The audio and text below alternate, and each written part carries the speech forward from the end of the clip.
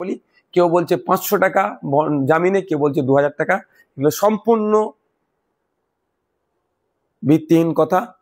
PR বন্ডে আমাদের জামিন হচ্ছে, আমাদের 1 টাকাও জজ স্যার জামিনের জন্য চাননি, দিতে বলেননি। অর্থাৎ আমরা যে শান্তিপূর্ণ মিছিল করছিলাম, আমাদেরকে বরঞ্চ উল্টে জজ সাহেব ওখানে প্রশ্ন করেছেন যে ওখানে কি 144 ছিল, উত্তর দিতে পারেনি। ও আরো কিছু প্রশ্ন করেছেন, সবটা আমি বলছি না, কোর্টের ইনসাইটের ম্যাটার, আমি তো উত্তর দিতে পারেনি।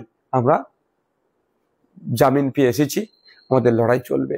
আমাদের বলার প্রশ্ন এটা, আমাদের যে যে ডিমান্ড নিয়ে আমাদের প্রতিবাদ ছিল, ম্যাক্সিমাম বিজেপির বিরুদ্ধে, ম্যাক্সিমাম কেন্দ্র সরকারের বিরুদ্ধে, তারপরও রাজ্য সরকার কেন এত তৎপরতা দেখাচ্ছে, এটা আমাদেরকে বুঝতে হবে। এরা বলছে ওয়াকআপ নিয়ে চিন্তা নেই, ওয়াকআপ রাজ্যতে লাগু হতে দেব না। তাহলে আমরাও বলছি ওয়াকআপ রাজ্যতে, আমরা দেশে লাগু হতে দেব না ওয়াকআপ নতুন আইন, বাংলাদেশে তো হতে দেবও না, দেশে হতে দেব না। তাহলে তো তৃণমূলের যে পশ্চিমবাংলা সরকার চলছে, উচিত আমাদেরকে পুলিশ প্রোটেকশন দিয়ে আরো সুস্থভাবে আমাদের প্রোগ্রামটা করতে দেওয়া। আর এটা আইএসএফ এর রাজনৈতিক কর্মসূচি একার ছিল না, পশ্চিমবাংলার বিভিন্ন সামাজিক সংগঠন আর অনেক রাজনৈতিক সংগঠন মিলে আজকে একটা, গতকালকে একটা, আমাদের এটা গত পরশু আমাদের একটা আন্দোলন ধর্ণামন ছিল, এখানে করতে দিচ্ছে না কেন, এটাই বুঝতে হবে। পশ্চিমবাংলা যদি ওয়াকআপ বিরোধী আন্দোলন শক্তিশালী হয়, দিল্লির ওয়াকআপ বিরোধী আন্দোলন অক্সিজেন পাবে, মহারাষ্ট্রের ওয়াকআপ বিরোধী আন্দোলন অক্সিজেন পাবে, উত্তরপ্রদেশের ওয়াকআপ বিরোধী আন্দোলন অক্সিজেন পাবে, ঝাড়খণ্ডের ওয়াকআপ বিরোধী আন্দোলন অক্সিজেন পাবে, বিহারের নির্বাচন আসছে সেখানেও মানুষজন অক্সিজেন পাবে, অসমের ওয়াকআপ বিরোধী আন্দোলন অক্সিজেন পাবে।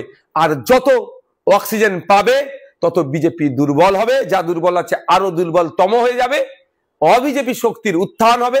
তৃণমূলের জন্য ভয় পাচ্ছে, যদি অবিজেপি শক্তির উত্থান হয় তাহলে বিজেপি তৃণমূলের চোর ডাকাত গুলোকে, যেগুলোকে এখনো ধরেনি, ভোট আসলে ধরার নাটক করতে পারে বাইনারি তৈরি করার জন্য, এখনো যাদেরকে ধরেনি বা যাদের এখন শাস্তি হয়নি, এই যারা বিভিন্ন স্ক্যামের সাথে যুক্ত আছে, তারা নতুন সরকার আসলে তাহলে এদের ঘাড় ধরে জেলে ভরে দিতে পারে। তখন আরএসএস এর কথা নাও শুনতে পারে নতুন সরকার, এখন যেমন আরএসএস এর কথা বিজেপি শোনে। তো সেই জন্য এইখানেই দুর্বল, এইখানে আন্দোলনকে দুরাতি নষ্ট করতে চাইছে, এখানে আন্দোলনের দানা বাঁধতে দিচ্ছে না। যে আন্দোলন পশ্চিমবাংলায় দানা বাঁধলে ভারতবর্ষের প্রত্যেকটা প্রান্তে আন্দোলনের ঝাঁস ছড়িয়ে পড়বে, অবিজেপি শক্তিগুলো আরো শক্তিশালী হবে, তারা বিজেপির বিরুদ্ধে আরো সোচ্চার হবে, এটা করতে দিচ্ছে না। তবে এই আমি অন ক্যামেরা বলছি, মমতা ব্যানার্জি রাজা, আমরা প্রজা নয়, আমরা সবাই রাজা এই রাজার দেশে, এই দেশটা আমাদের সবার। আমরা ভোট দিয়ে মমতা ব্যানার্জিকে 5 বছরের জন্য মুখ্যমন্ত্রী সিটে বসিয়েছি, পরিচালনার দায়িত্ব দিয়েছি, দ্যাটস অল, এর বাইরে আর কিছু নয়।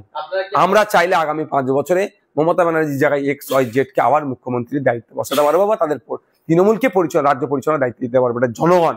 সুতরাং এই গণতান্ত্রিক রাষ্ট্রে, ধর্মনিরপেক্ষ রাষ্ট্রে জনগণই শেষ কথা বলবে।